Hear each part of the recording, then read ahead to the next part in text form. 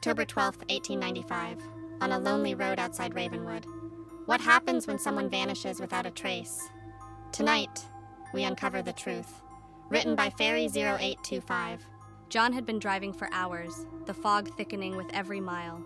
Suddenly, a young woman appeared on the side of the road, drenched in rain, her eyes wide with fear. She wore a tattered gray dress, her long black hair plastered to her face. She lifted her thumb, hoping for a ride.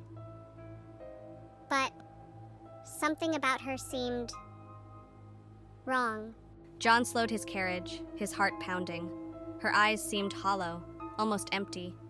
Every instinct screamed to drive past, yet something drew him closer. The fog wrapped around them like a shroud, and the air grew colder with every step he took. Reluctantly, John opened the carriage door. She stepped in silently, her gaze fixed ahead. Not a word was spoken, but as they moved, he noticed her shadow flicker unnaturally in the dim lantern light, as if something else was hiding behind her. The road ahead twisted into darkness, and the wind whispered strange words. John's hands trembled as the temperature dropped. Through the fog, fleeting figures danced just out of sight. Were they memories of the vanished, or a warning of what was to come? A faint whisper reached his ears, too soft to understand. It seemed to come from the woman herself. Yet her lips didn't move. Every nerve in John's body screamed danger, but the carriage pressed on, deeper into the night. Out of the corner of his eye, John saw a dark figure dart between the trees. Every time he looked directly, it vanished. The woman remained silent, her eyes now glimmering unnaturally in the lantern light. Something was not human. John's heart raced as he reached for the reins. The whispers grew louder, repeating one chilling phrase. Turn back. Before it's too late. His hands froze. The carriage wheels rattled over cobblestones, echoing in the silence. Curiosity and fear battled within him. John glanced back for a moment, and the road behind was empty. No trace of the shadow, no sign of the trees that had moved. Nothing. Only the woman's hollow gaze remained, staring ahead like a portal to another world. The road ahead twisted unnaturally, disappearing into a dense, unnatural fog. John's mind screamed in confusion. Was this still the road he knew? Every turn seemed endless, the lantern light failing to pierce the darkness. Suddenly, the woman spoke in a voice that echoed like it came from the grave. This is where you must leave me. John's heart pounded in his chest. Before he could react, she vanished into the thick mist, leaving the carriage empty. He looked around frantically, but there was nothing. Only the endless road, swallowed by darkness and fog, and the lingering chill of her presence. John's hands shook as he gripped the reins. The fog pressed in, suffocating him. Shadows seemed to twist and move around the carriage.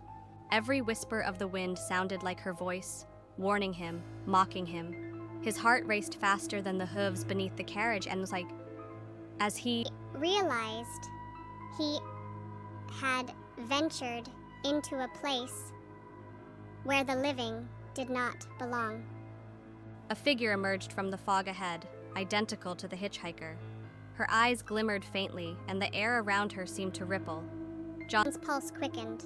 The wind carried her whispers, chilling him to the bone. She stepped closer, yet remained untouchable. As if straddling Tuikipuri, Adalinkuri, Aikorianfuri, and John knew he could never understand her. She raised her hand, and the whispers returned louder, repeating a chilling warning. Leave now, or join us forever. John's mind raced. The carriage refused to move faster, as if the road itself were alive. He gripped the reins tighter, sweat and rain mixing on his brow, feeling a terror he had never known, trapped in a nightmare that had no beginning and no end. The fog became almost solid, swallowing the road ahead. John could barely see the trees, the carriage, or even his own hands. The whispers intensified, wrapping around his mind, twisting reality. He felt invisible fingers brushing against his skin. The cold, penetrating every bone, and laughter echoed, her laughter, haunting and endless. John could no longer see the path beneath him. The lantern light dimmed, then flickered out entirely. Every sense screamed danger, and the whispers grew deafening. He realized he had crossed into a place untouched by the living. The woman's eyes glimmered faintly somewhere in the mist, guiding him or condemning him into the unknown. Suddenly, a bend appeared in the mist, revealing nothing but darkness beyond. John felt a cold Hand brush his shoulder. Spinning around, there was no one. The carriage lurched forward on its own. deeper into the foggy void. The whispers surrounded him, and he realized there was no turning back now. Through the thick mist, John saw her one final time, standing in the middle of the road, pale, silent, her eyes hollow. Slow and haunting.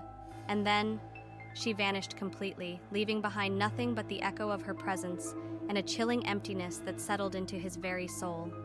Hours later, John awoke as dawn broke.